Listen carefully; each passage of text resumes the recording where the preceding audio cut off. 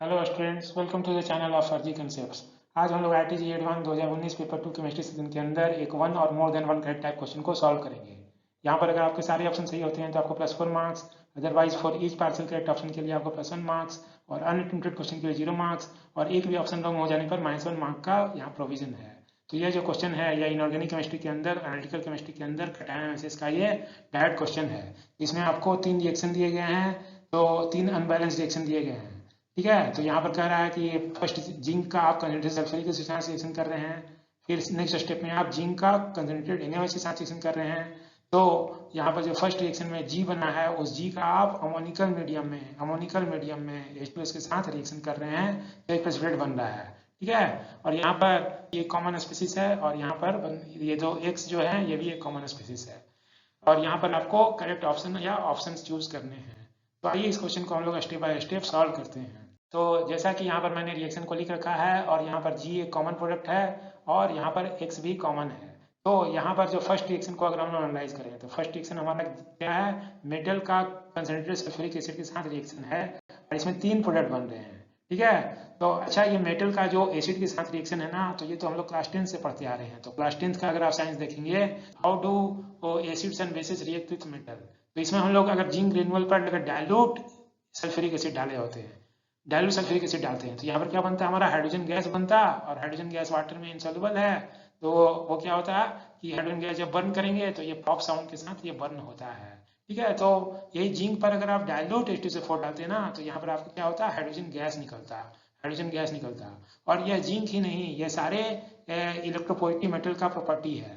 वो सारे electropositive metal जो हाइड्रोजन के ऊपर लाई करते हैं, जो इलेक्ट्रोकेमिकल सीरीज में हाइड्रोजन के ऊपर लाई करते हैं, वो सारे डायलूट एसिड ऐड करने पर क्या देते हैं, हाइड्रोजन गैस देते हैं।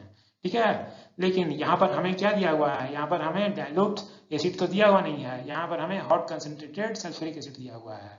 ठीक है, तो अगर डायलूट होता है तो ये हम लोग क्या करते हैं कि acid plus metal always give salt and hydrogen gas. तो acid plus metal, zinc plus concentrated H2SO4, क्या ये भी यह रिएक्शन देगा? क्या ये भी यहाँ पर भी हम लोग ये सॉल्ट और हाइड्रोजन गैस बनाएंगे? नहीं, यहाँ पर ये हम लोग नहीं बना सकते हैं। यहाँ पर ये हम लोग ये रिएक्शन ऐसा नहीं होता है, क्योंकि यहाँ पर हमें 3 प्रोडक्ट दिया हुआ है, G, R और X।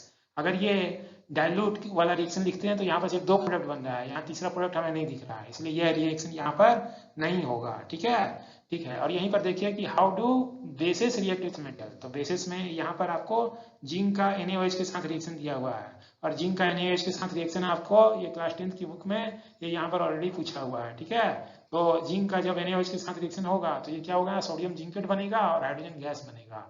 तो ये दोनों आप कर सकते हैं ना, ये दोनों यहाँ पर हाइड्रोजन गैस से रिलेटेड था, लेकिन यहाँ पर आईटी ने फर्स्ट वाले केस में आपको डायलूट सल्फ्यूरिक एसिड की जगह पर कंसनट्रेटेड सल्फ्यूरिक एसिड कर दिया है।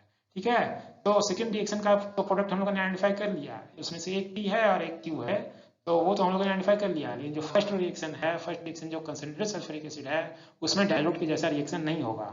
तो उसके लिए अगर हम लोग क्लास 12 की P ब्लॉक 11 चैप्टर को देखें, इसमें सल्फ्यूरिक एसिड के अंदर सल्फ्यूरिक एसिड का पोर्शन अगर आप देखेंगे तो सल्फ्यूरिक एसिड की जो केमिकल रिएक्शन के बारे में लिखा है ना, तो केमिकल रिएक्शन के बारे में क्या लिखा है कि इसकी एबिलिटी क्या है, ability to act as a oxidising agent, या ऑक्सीडाइजिंग एजेंट का काम करता है। ठीक है, तो यहाँ पर अगर आप देखिएगा कि हॉट कंसनट्रेटेड सल्फ्यूरिक एसिड, क्योंकि क्वेश्चन में हमें क्या दिया हुआ है, हॉट कंसनट्रेटेड सल्फ्यूरिक एसिड, तो hot concentrated sulphuric acid is a moderately strong oxidising agent और इसकी जो ऑक्सीडाइजिंग पावर जो होती है वो इंटरमीडिएट होती है, मतलब बीच में लाई करती है between phosphoric acid and nitric acid. Phosphoric acid और नाइट्रिक एसिड के बीच में इसकी ऑक्सीडाइजिंग पावर लाई करती है और कहता है कि both metals and non-metals are oxidized by concentrated sulfuric acid which is reduced to SO2। तो यहाँ सल्फ्यूरिक एसिड खुद तो रिड्यूस हो जाएगा SO2 में, लेकिन जो मेटल जो है जैसे कॉपर यहाँ पर ऑक्सीडाइज हो जाएगा कॉपर सल्फेट में। ठीक है, और यहाँ नॉन मेटल जैसे सल्फर भी यहाँ पर ऑक्सीडाइज हो जा रहा है SO2 में और H2SO4 रिड्यूस हो जाएगा SO2 में, कार्बन भी ऑक्सीडाइज हो जाएगा CO2 में। तो ये इसकी ऑक्सीडाइजिंग पावर होती है, तो यह बात आपको ध्यान में रखना है। ठीक है, तो कॉपर के साथ तो इसने क्या दिया, कॉपर के साथ जो रिएक्शन है इसमें क्या बना, हमें SO2 गैस बना। और ये इंजीनियर SO2 बनाने का मेथड भी है कि अगर आप कॉपर के टर्निंग ले लें, कॉपर वायर्स ले लें और कॉपर वायर पर अगर आप कंसनट्रेटेड सल्फ्यूरिक एसिड डालेंगे तो इससे कौन सा गैस निकलता है, SO2 गैस निकलता है, जिससे आप अपर डिस्प्लेसमेंट ऑफ एयर से ये क्रिएट कर सकते हैं, तो SO2 बनता है। तो ये ऑक्सीडाइजिंग पावर के ऊपर बेस्ड था। क्या जिंक भी ऐसा रिएक्शन करेगा? यस यस, ये कंसनट्रेटेड H2SO4 जो होता है वह क्या होता है, मॉडरेटली स्ट्रॉन्ग ऑक्सीडाइजिंग एजेंट होता है, और यह बहुत सारे मेटल को ये ऑक्सीडेशन रिएक्शन में पार्टिसिपेट करता है। तो यहाँ पर देख रहे हैं कि कॉपर के साथ कॉपर सल्फेट बना और SO2 बना था, ये रिएक्शन तो एनसीईआरटी में दिया हुआ था। और जिंक के साथ भी ऐसा ही होगा, जिंक सल्फेट बनेगा और SO2 बनेगा।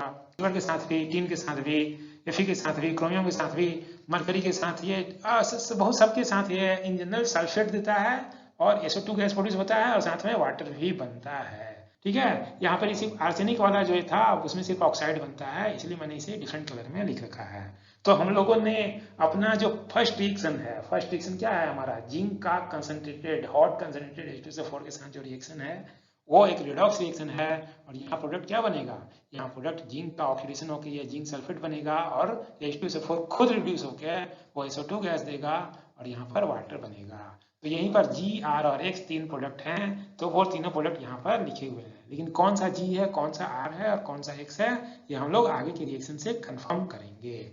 ठीक है, तो आइए हम लोग आगे चलते हैं। तो आगे का जो नेक्स्ट रिएक्शन का तो हम लोग ऑलरेडी प्रोडक्ट आइडेंटिफाई कर चुके हैं, लेकिन इसी को अगर हम लोग एनसीईआरटी क्लास 11th के हाइड्रोजन चैप्टर में देखें तो हाइड्रोजन चैप्टर में यहाँ पर जिंक प्रिपरेशन ऑफ हाइड्रोजन के अंदर यहाँ पर जिंक का जब NaOH के साथ रिएक्शन होगा तो यहाँ क्या होगा, सोडियम जिंकेट बनता है और हाइड्रोजन बनता है, हाइड्रोजन गैस बनता है।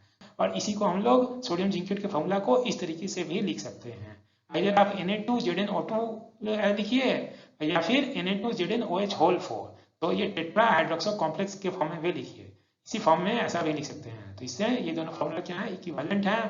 अगर इसी फॉर्मूला को इस फॉर्म में अगर आप लिखिएगा तो यहाँ पर 2 वाटर आपको बाहर लिखना पड़ेगा, और चूंकि वाटर एक्वस मीडियम में ही ये सॉल्युबल है तो ये वाला वाटर लिखने की हमें जरूरत नहीं पड़ती है। और यहाँ पर डाइल्यूट एसिड था तो उससे भी हाइड्रोजन गैस बनता है, तो वो तो हम ऑलरेडी देख चुके हैं।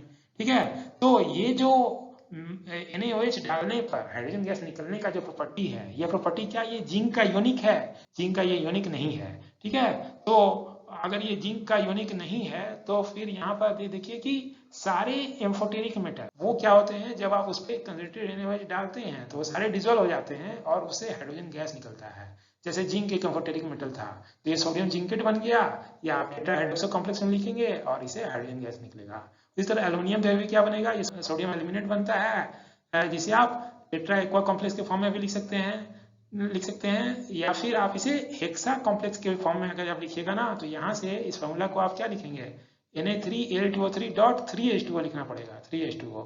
और H2O को हम लोग लिखते नहीं है तो ऐसा भी लिख सकते हैं, क्योंकि एल्युमिनियम का साइज बड़ा होता है Al+3 आयन का, तो ये टेट्रा हाइड्रोक्सो कॉम्प्लेक्स बनाता है और हेक्सा हाइड्रोक्सो कॉम्प्लेक्स बनाता है, इसलिए 2 फॉर्मूला में आप लिख सकते हैं। ठीक है, जिंक भी एम्फोटेरिक मेटल था और एम्फोटेरिक मेटल तो इसके ऑक्साइड्स एम्फोटेरिक होते हैं, उसी तरह एल्युमिनियम भी एम्फोटेरिक मेटल था, उसी तरह टिन भी है, तो टिन भी सेम रिएक्शन देता है, लेड भी सेम रिएक्शन देता है, और गैलियम भी एम्फोटेरिक था तो गैलियम के ऑक्साइड भी एम्फोटेरिक होते हैं तो वो भी सेम रिएक्शन देता है। और बेरिलियम और एल्युमिनियम का डायगोनल रिलेशनशिप था, बेरिलियम भी क्या है, एम्फोटेरिक मेटल है, बेरिलियम के भी ऑक्साइड्स क्या है, एम्फोटेरिक होते हैं। तो ये सारे एम्फोटेरिक मेटल्स का ही प्रॉपर्टी है। तो हम लोग इस रिएक्शन के मीडियम से, इस रिएक्शन के माध्यम से ना और भी कई सारे रिएक्शन का रिजल्ट स्टडी कर लिए यहाँ पर। और ऐसा नहीं है कि सिर्फ हमारे एम्फोटेरिक मेटल ही देते हैं, कुछ नॉन मेटल और सेमी मेटल भी ये रिएक्शन देते हैं। सेमी मेटल जैसे कि यहाँ पर नॉन मेटल और सेमी मेटल, जैसे बोरोन पर भी NaOH के साथ आपको फ्यूजन करना पड़ता है, वहाँ पर डायरेक्ट कंसंट्रेट ऐड करने पर नहीं होता है, वहाँ पर फ्यूज करेंगे और विग्रस कंडीशन लेंगे तब वहाँ पर बोरेट बनता है और हाइड्रोजन गैस निकलता है। और सिलिकॉन के साथ ये हॉट कंसंट्रेटेड NaOH में ये रिएक्ट कर देता है और यहाँ पर सिलिकेट बनेगा और हाइड्रोजन गैस निकलेगा। और आर्सेनिक भी उसी तरह से, लेकिन आर्सेनिक में फ्यूजन करना पड़ता है, फिर ये आर्सेनेट बनेगा और हाइड्रोजन गैस निकलेगा।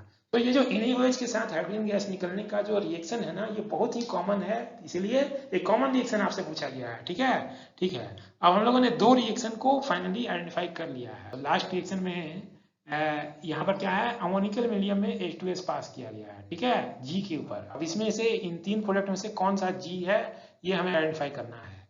लेकिन अगर मैं कहूँ कि एक बहुत ही कॉमन रिएक्शन है कि H2S अगर आपको दिख रहा है ना और SO2 दिख रहा है, यहाँ पर मुझे SO2 दिख रहा है, तो H2S और SO2 को कंबाइन करने पर रेडॉक्स रिएक्शन हो जाता है।